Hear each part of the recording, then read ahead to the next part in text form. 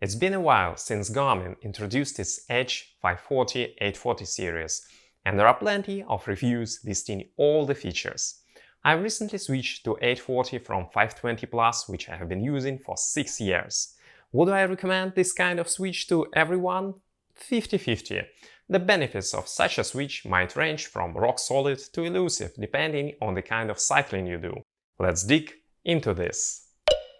Instead of relisting all the new features of the 840, I'll now pick 3 major ones that have dramatically improved my user experience with a cycling computer, and then explain why it doesn't necessarily go this way all the time.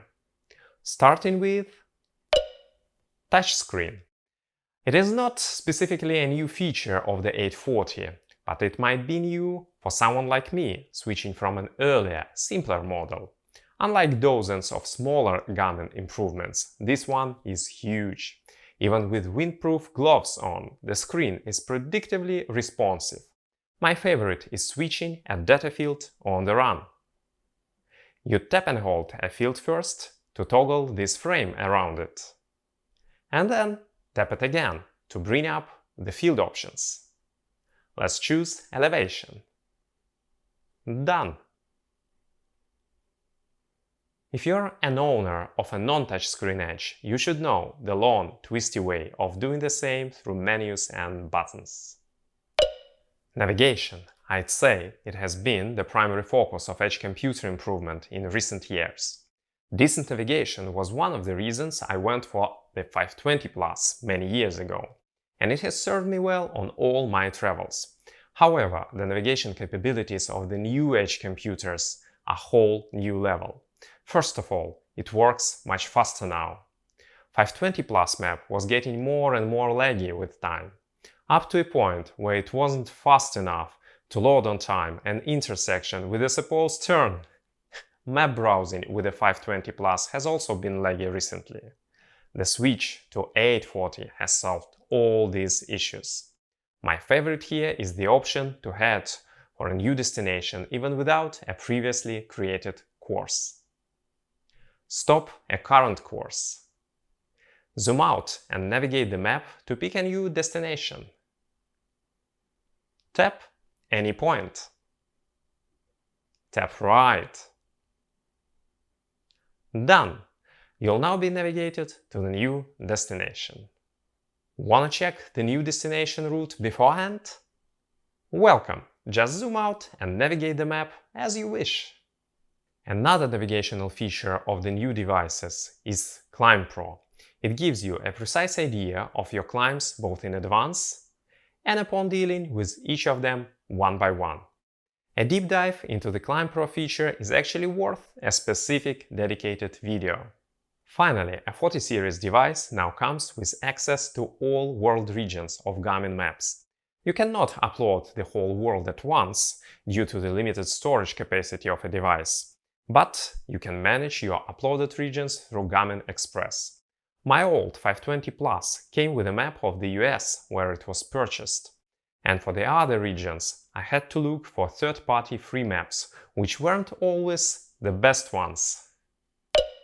A reason that has finally made me switch to the 840 was the most basic feature though: battery life.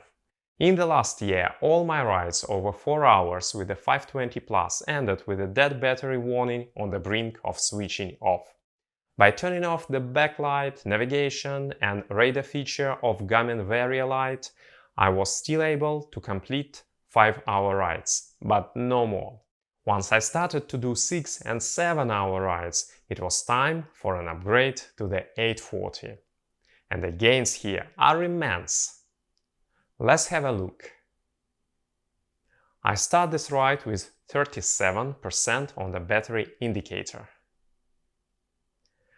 After the 4+ hour ride covering 100+ kilometers or 65 miles with a power meter, navigation and Garmin Varia radar warnings, the indicator shows, tada, 19%, meaning the loss was just around 18%. Looks like there's a nice chance to repeat this ride without a recharge. You might have heard There are solar versions of the latest gaming computers now. Of course, I thought about it. I hope the solar capabilities do improve with further generations up to some 20 extra % of write time. For now, the gains in the best of conditions are about 2%, it seems. Priced another $100, quids or euros, depending on where you are. Sorry, not yet for me. So, my top 3 features of going for the 840 are the touchscreen, the navigation and the battery life. I believe anyone who travels to new places, countries and discovers new long courses benefits from these features in a similar way. But how much do we really need all this stuff while on familiar home soil? Do I need a touchscreen for the usual training on a familiar course? Barely need anything more than the start-stop button. Do I need all the navigation features there? Won't need to toggle a map screen once. Do I need the extra battery life? My usual training in a familiar place lasts about 3 hours, well within the capability of my old 520. If I take all the traveling away, a single screen of my favorite 10 fields does all the job even with a 6-year-old 520 Plus. Maybe a workout screen for more precise interval training then? The old 520 Plus has it too. My delight on the feature-rich 840 lives right next to my delight on the old computers being capable of everything we need.